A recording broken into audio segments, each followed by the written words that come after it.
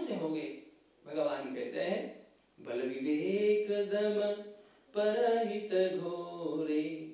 जीवन का विकास यदि वास्तव में करना हो तो मनुष्य को सबसे पहले बल की आराधना करनी आवश्यक है। जिसमें बल नहीं होगा, जिसके पास शक्ति का संचय नहीं होगा, वह अपने जीवन में प्रगति नहीं कर पाएगा।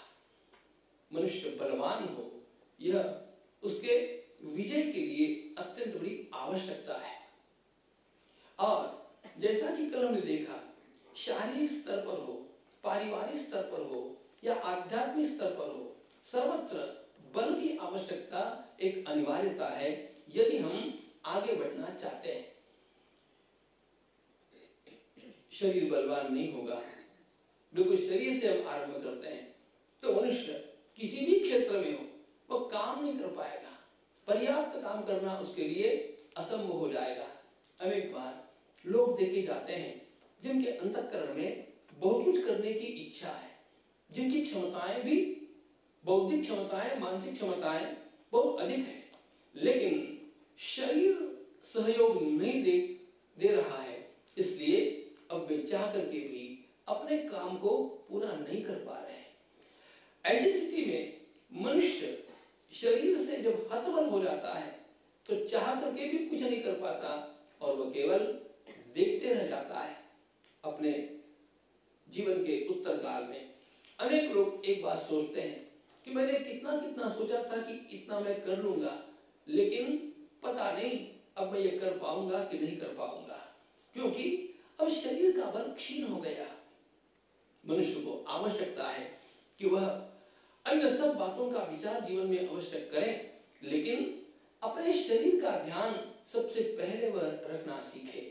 जिसने अपने देह की उपेक्षा की, देह के बल की उपेक्षा की, वह जीवन में बहुत बड़े बड़े काम दीर्घ काल तक नहीं कर पाएगा।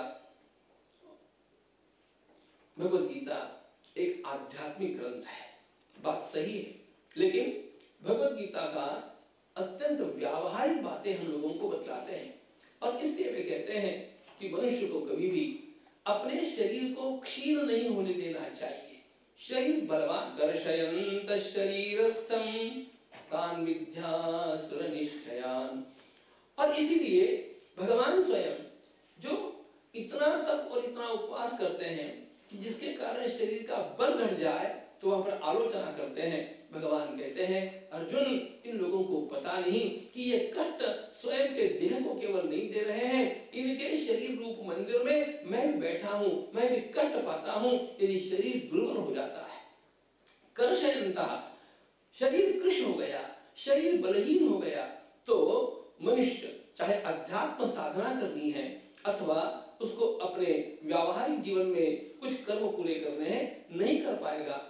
भगवान ज्ञानेश्वर महाराज ने एक सुंदर पंक्ति में ये बात कह दी, तो देह ही मोहे तयासा व योगु कैसा। अरे वह शरीर भी उसका नहीं है, शरीर को भी जो संवार नहीं सका वह भगवान को प्राप्त कैसे कर सकेगा। शरीर को संभालना एक स्थूल बात है और भगवान की प्राप्ति एक अत्यंत सूक्ष्म स्थिति है। और स्थूल, यह तो एक सिद्धांत है कि सर्वदा स्थूल बातें सूक्ष्म की अपेक्षा सरल हुआ करती है और इसीलिए जो स्थूल शरीर की भी चिंता ठीक से नहीं ले सका वह आध्यात्मिक उन्नति नहीं कर पाएगा। ऐसा स्वयं भगवान भगवद गीता में कहते हैं। विदुर नीति में जो अनेक उपदेश के प्रसंग आए हैं उनमें विदुर नीति एक महत्वपूर्ण उपदेश का प्रसंग है और मैं ऐसे कहते रहता हूं कि अपने बालकों को भगवद गीता बाद में पढ़ाइए, पहले विदुर नीति सिखाइए। लोगों को, छोटे बालकों को तो भी एकदम गीता पढ़ाने की आवश्यकता नहीं। Let Vidur Niti come first and then Bhagavad Gita, ये उसका क्रम होना चाहिए। शिक्षा का भी कुछ क्रम है।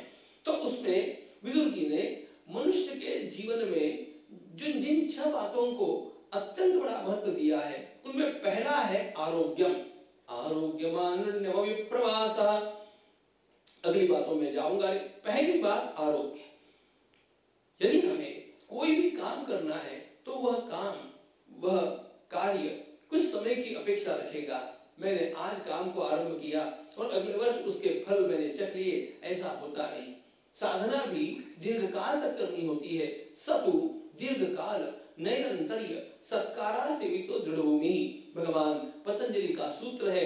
2-4 दिन साधन किए, 2-4 दिन माला फेरे, महीना 2 महीना ध्यान कर लिए, उससे कुछ बात बनने वाली होती नहीं है, उसको दीर्घकाल करना होता है।